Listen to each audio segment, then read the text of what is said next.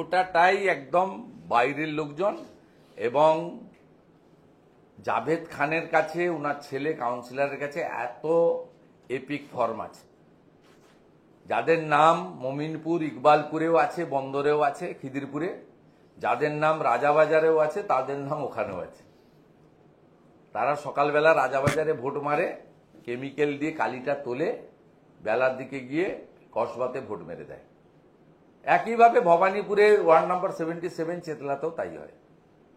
অতএব আমি আগেও বলেছি, আজও বলছি, খুব জনপ্রিয় হয়েছে বিষয়টা যে জ্ঞানেশ কুমারজির নেতৃত্বে ইলেকশন কমিশন গর্তে কার্বলিক অ্যাসিড ঢেলে দিয়েছে। শুভেন্দুবাবুদের তো নিজেদের নির্বাচন কমিশন, দুদিন আগে তো বলছিলেন 1 কোটি লোককে বাদ দেবো, অমুক করবো তমুক করবো, সবই যেন দেখলে মনে হচ্ছিল একেবারে বিজেপির গণসংগঠন।